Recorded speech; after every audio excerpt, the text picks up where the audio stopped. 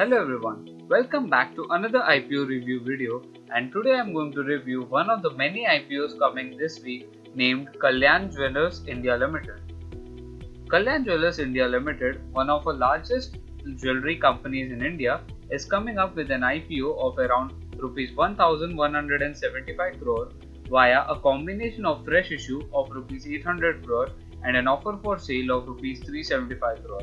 The issue is open from 16th to 18th of March 2021 and is priced at Rs 86 to Rs 87 per share with a lot size of 172 shares per lot bid.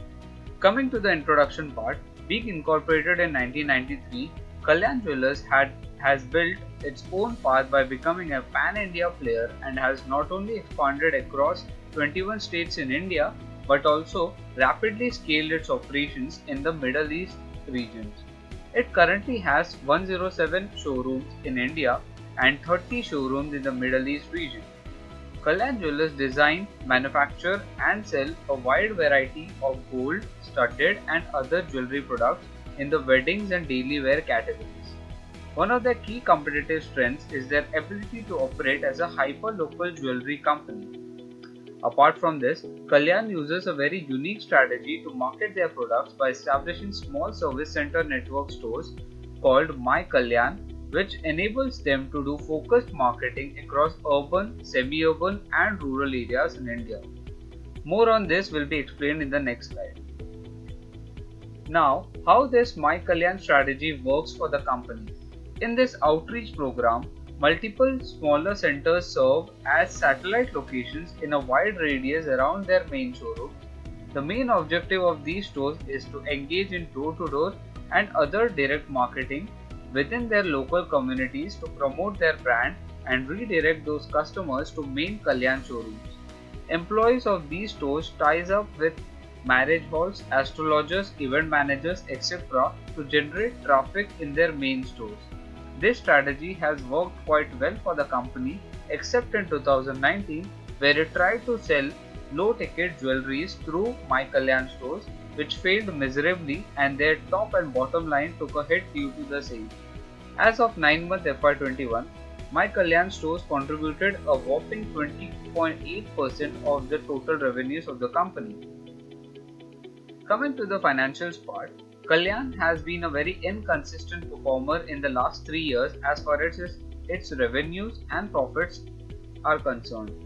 As mentioned previously, the revenues and profits took a sharp dip of around 7.4% in 2019 due to strategic failure of allowing their stores to sell low ticket items in My Kalyan stores, which resulted in huge dip in customer traffic both in My Kalyan stores as well as their main showroom. Despite the failure of its new strategy, Kalyan swiftly recovered its revenues and profits in FY20. However, profit margins still remain very low. Due to the inconsistent growth in revenues and profits and a loss in the year 2019, it's difficult to comment on its future growth prospects. High debt and dipping cash flows. On the operational front too, the company's return on equity looks very weak at around 6.6% in FY20 as compared to its largely similar player Titan, which clocks a consistent return on equity of 22 to 25%. However, Titan being more of a diversified player, this is largely uncomparable. Its cash flow from operations has consistently shown a downtrend since 2018 and during 9-month FY21, it recorded negative cash flow of Rs 211 crore mainly due to COVID-19 hit. As of 9-month FY21, Kalyan had a debt to equity ratio of around 1.3 times, which has been consistently on the rise. However, post IPO, debt to equity is likely to come down to 0.8 to 1 times.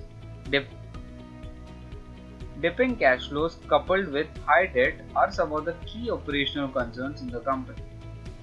Coming down to the key risk part, firstly, Kalyan Jewellers had recorded contingent liabilities of around Rs 1200 crore, which is 8.4% of the company's total FY20 revenues, mainly consisting of bank guarantees, given for availing gold loans, all of these contingent liabilities may become actual liabilities of the company going forward, which could adversely impact their revenues and profits.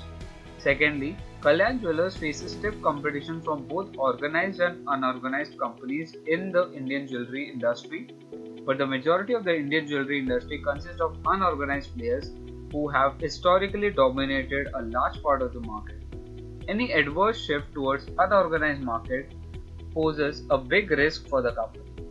Thirdly, jewelry makers procure gold from banks for manufacturing their products, and any adverse change in regulations from RBI for procurement of gold may adversely impact companies' day-to-day operations.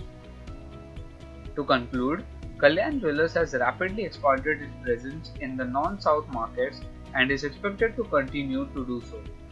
Kalyan is demanding a PE of 51.2 times of its FY20 EPS, which is quite attractively priced if we compare to its major peer and market leader Titan, which is valued at 84.2 times of its FY20 EPS, as well as the industry PE of 68.5 times.